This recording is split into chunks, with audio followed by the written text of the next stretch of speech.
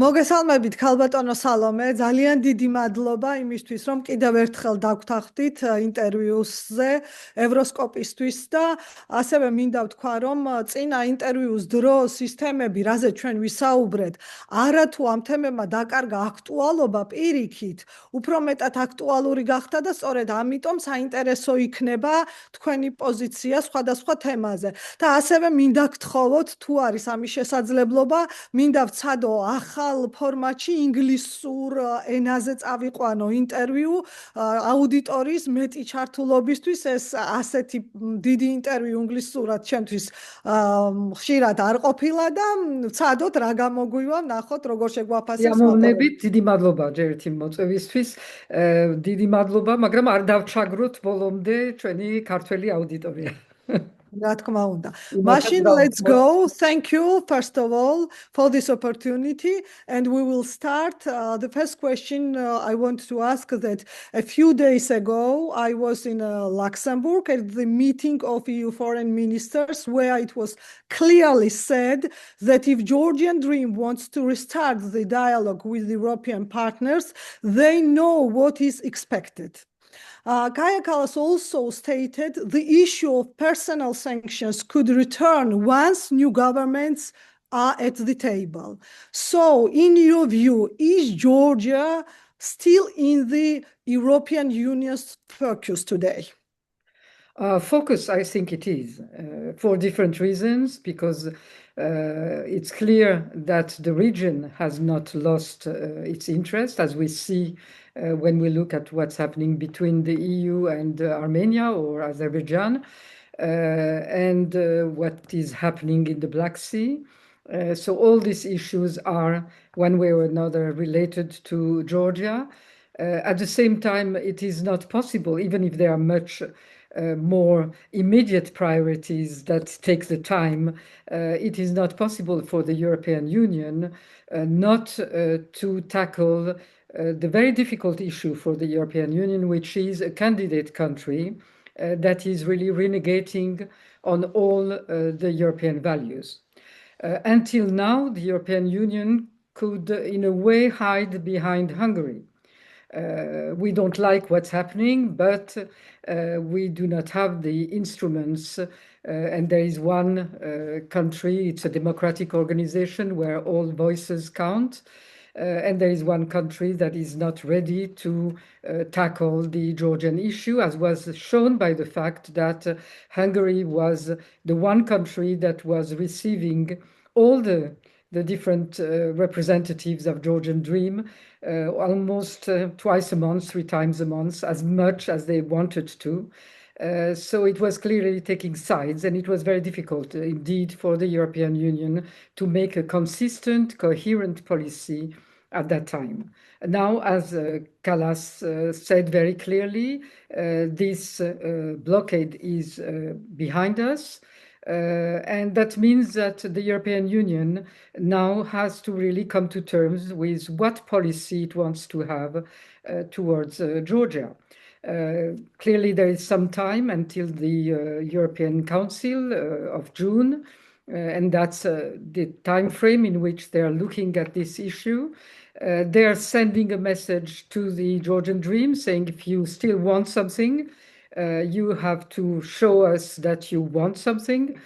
We are clearly supporting and continue to support the Georgian population, but as to relations with the government, we need to have clear messages from you. I think the same exactly message was carried in Tbilisi by the Weimar trio that visited a couple of days ago. And that's very clear that they are now sending the responsibility in Tbilisi, take your decisions.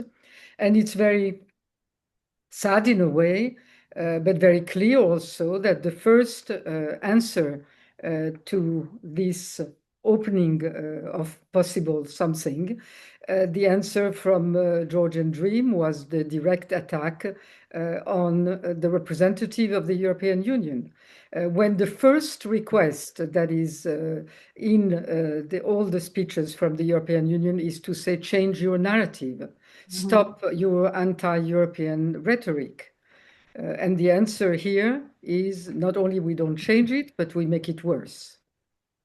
Yeah, I will return also to issue and topic about Hungary, but you mentioned very interesting also the issue about this rhetoric, and I want to ask about one question. A few days ago, a photo exhibition called Georgia in Focus opened in Brussels, and their EU ambassador to Georgia, Mr. Pawel Hierczynski, gave a speech, and as you know, his remarks caused a strong reaction from Georgian Dream and pro-governmental media, even though he said nothing extraordinary. So how do you assess this situation? What do you think? Why it's happened in Georgia?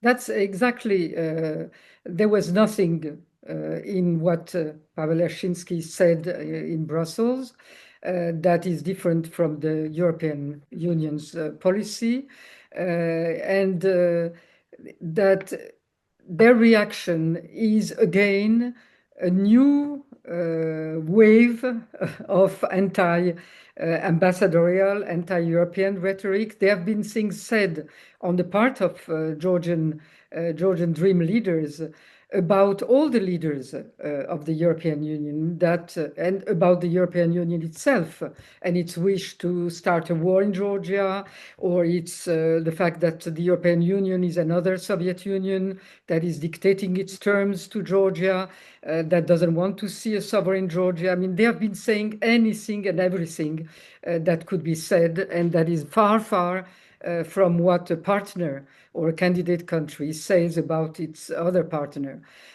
So there is nothing in what he said that really deserved that type of reaction, except that I think that it's a voluntarily reaction after the messages received from the Weimar delegation and from Brussels to say we are not going to change the rhetoric.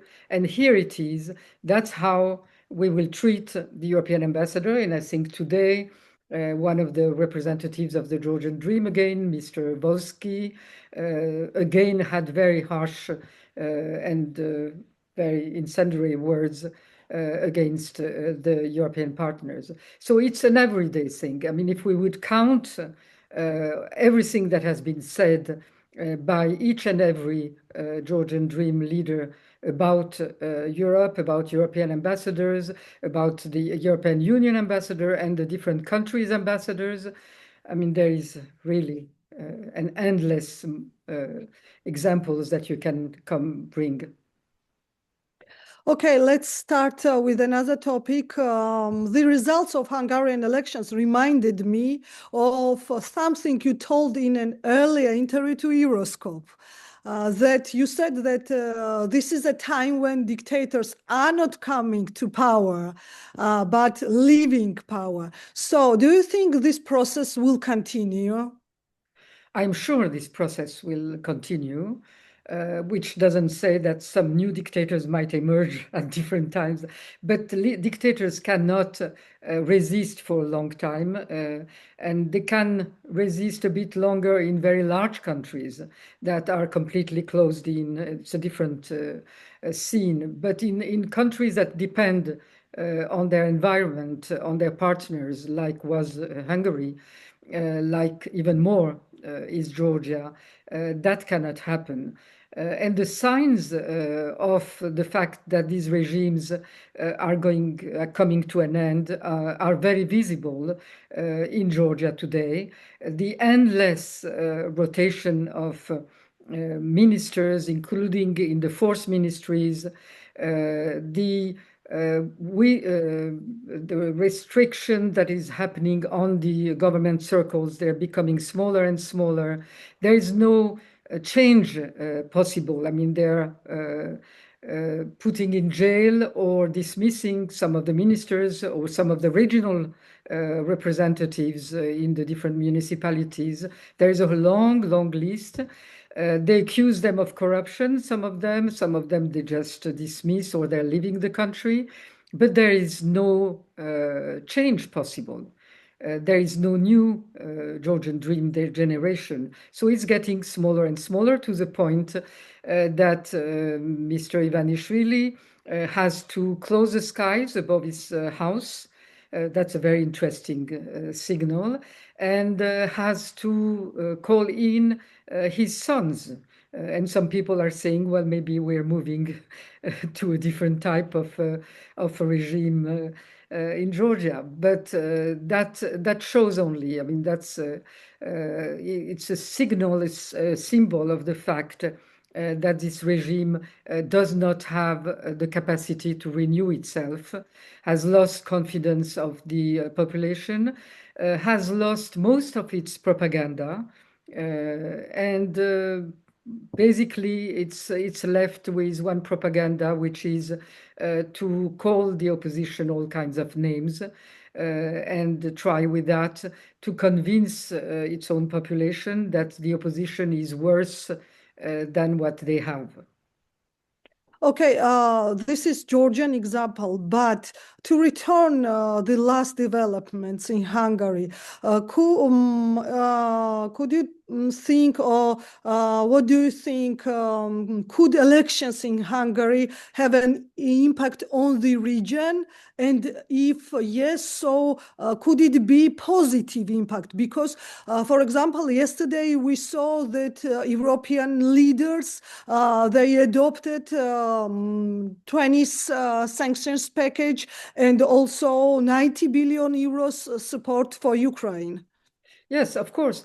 I mean, first of all, it's really liberating the hands of the European Union towards Ukraine. I mentioned towards Georgia, but towards Ukraine, it's even clearer that now they can take the decision that were taken hostage by Hungary. Hungary has shown that despite the fact that a dictatorial regime, an authoritarian regime, can have its hold on power, on media, on justice, and practically all the instruments of power can be in its hands, the commission, electoral commissions, and all of that, be supported by both Moscow and, in this case, strangely enough, but Washington. Despite that, there can be elections that succeed when there is enough mobilization of the population, when the population knows what it wants, is clear about what it wants, and is clear about what it doesn't want anymore. Enough is enough. And that's also very important for the rest of Europe, because it's showing that it's not an irreversible trend that these populist, conservative, pro-Russian movements are coming in. No, Romania has said no. Hungary has said no. Bulgaria has said something in between, which is not very clear, and we'll see in the coming days. Of course, it doesn't mean that the trend will be everywhere and all the time in just one direction, but it shows that there is nothing irreversible, that you can fight those movements, that you can fight those movements that are supported with Russian money, Russian propaganda, and Russian direct interference. And that's giving a lot of hope to everyone, including to those West European countries that have elections to come, and that also have this Damocles sword hanging of some very populist, very conservative, and quite pro-Russian parties. I won't name those. Yeah. So in this case, let's stay in the region, and I want to ask you about Armenia, because we can see the country is moving towards the European Union, and so far quite successfully. So what do you think is the upcoming parliamentary elections in Armenia is another challenge for Putin? And is this situation shows that Russia weakening in the region? What do you think? Well, the weakening of Russia is evident. It's evident in Ukraine, and it's evident in the Caucasus, despite the gains made with Georgia. But it's not yet lasting gain. And Armenia is very important, and that's something I'm saying here very often when some Georgians say, well, Armenia is bypassing us when we were in the first. Yes, maybe, but that's very good news. because that means that the Caucasus region is staying in the scope of our European and Western partners. It means that Caucasus continues to be an important object of those relations, that all the big projects through the Black Sea and through the Caucasus are still alive, and that's very good for the future of Georgia. Of course, today we feel a bit excluded of all that because we do not count anywhere. We do not have any relations with anyone that counts. We have just formal relations. So they were visiting Hungary time and again. Now they're visiting Central Asian countries. And we all know the politeness of Central Asian countries, that if you want to visit them, they certainly are going to host you. But their interest, to be a real interest, is for Georgia that will be a link through the Black Sea with European Union. So for the time being, these are just formal relations that are more directed internally to the public opinion here, as if something could still convince the public opinion. And it's not relations that are carrying any weight. But Armenia's relations with the European Union are carrying weight. And of course, the elections that are coming are very important. Of course, Russia is going to try to interfere, has already started. I think that by now, which was not, unfortunately, the case for Georgia, by now everybody is very aware, after Romania, after Hungary, after Moldova, everybody is very aware of the stakes. Armenia has been very supported by America on one side, that has promised huge money for huge projects in technology and others, and also by the European Union.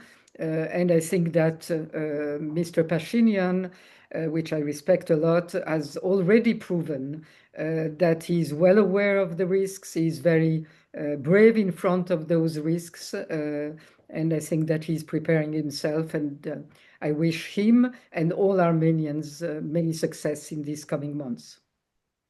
Amid all these geopolitical shifts, where do you see Georgia's place, and what role should our country play? Well, unfortunately, today there is no place for Georgia, because Georgia does not have a government that represents its interests. The government on the international scene is only trying to preserve its own interests, which is staying in power. So that is their only agenda for foreign policy. There is no other thing. And that goes again in direction of the Georgian public opinion. Tell them that maybe some Trump Tower is going to be built in I don't know how many years. Tell them that some Arab countries are coming and they're going to invest. Also, nobody knows when and how. And this is a play that is directed to try to still maintain some form of conviction in the public opinion. But really, Georgia has no place, no role, is today a mere object of international relations. Nobody important visits Georgia, as we have seen. And except for our neighbors, but they are, of course, direct neighborly interests that have to be covered.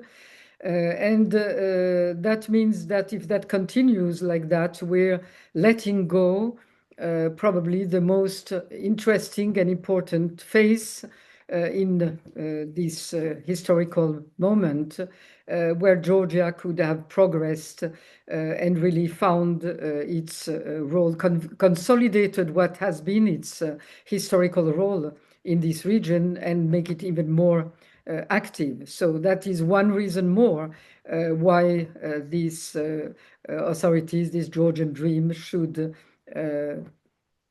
take the way out and let Georgia be Georgia, because there might be a time when these opportunities will be bygone, and that would be disastrous for Georgia. We are at a very interesting time. Yeah, exactly. And Madam President, you a few times mentioned propaganda. So, what do you think? How can we defeat propaganda? Because it's not only for Georgia a big challenge, but we see that it's also challenge for whole democratic world. I think that it's by collective work on propaganda that will be better armed in a way to resist to propaganda. We have to listen to the examples of what happens in the different countries. And I regret that there has not been more listening coming from the European Union to what happened, for instance, during the Georgian elections, to what has happened since the elections. I mean, just the example of how fast you can destroy institutions that clearly are not as strong as they are in other European countries, but still how you can really dissolve this institution and their independence. That is something that should be reflected upon. And on propaganda, on the use of cyber, on the use of artificial intelligence. I've been myself at times the object of artificial intelligence. There should be also more coherent and coordinated actions and policies. And I think that the European Union has some means for that. I know there is a Center for Democratic Resiliency, but I really don't know if they have been doing anything. And there is a lot to be done in that field that will serve all the countries in the European Union as well as countries like us, candidate countries. And finally, I want to ask two questions in Georgian, because for our Georgian audience, as you already mentioned, also will be interesting your position regarding the main issues today.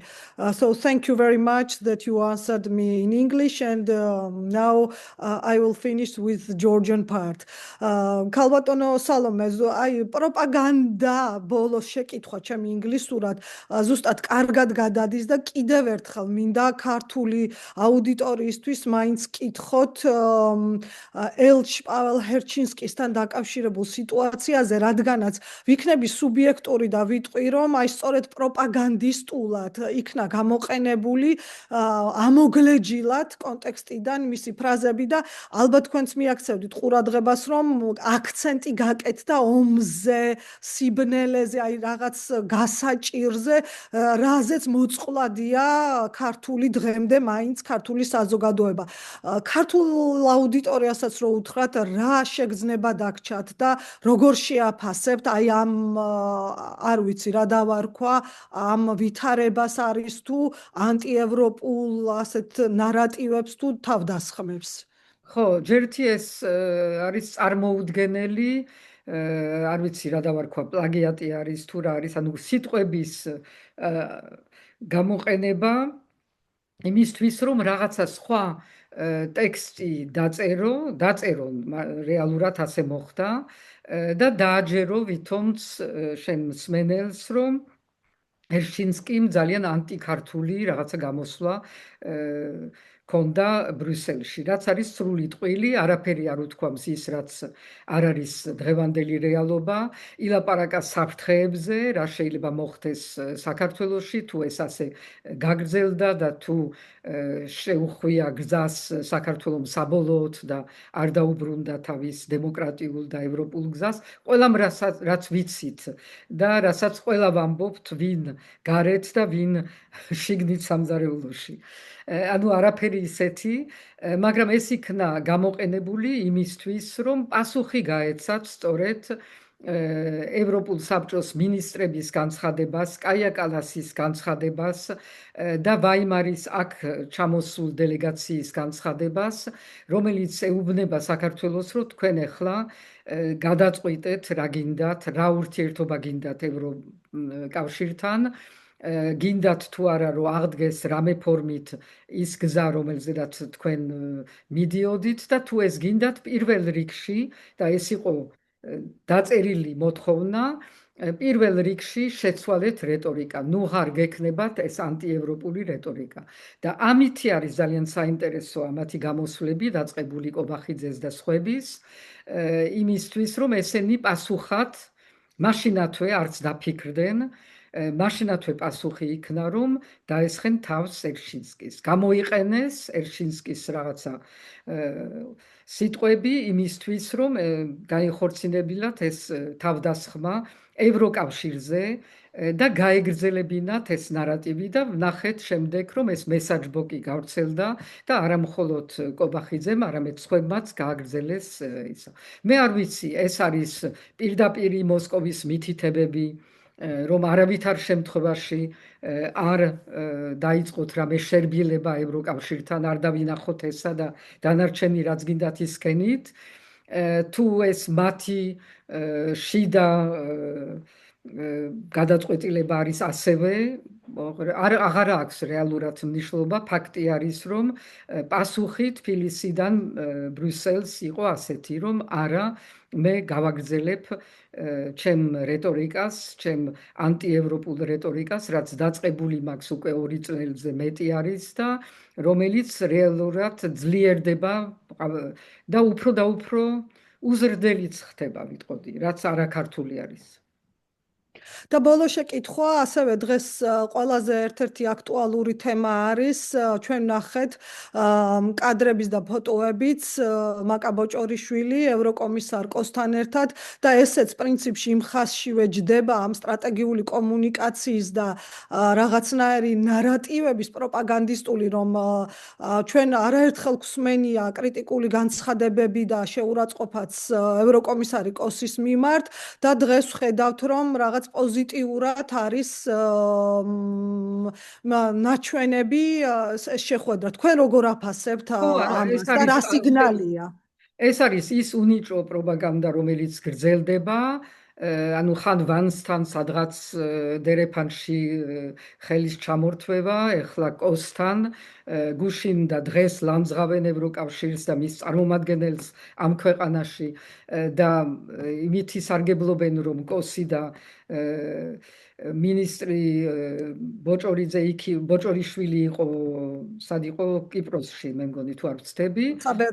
ხო, საბერძნეთში და იქ რაღაც დერეფანში კიდევ ახშმის მერე შეხვდნენ და შენ თუ გაქვს ეს განწყობა და ეს დამოკიდებულება ამ ევროკავშირის ლიდერების მიმართ, რატომ მოგწონს და აწონებ თავს შენ მოსახლეობას იმითი, რომ ხელი ჩამოართვი.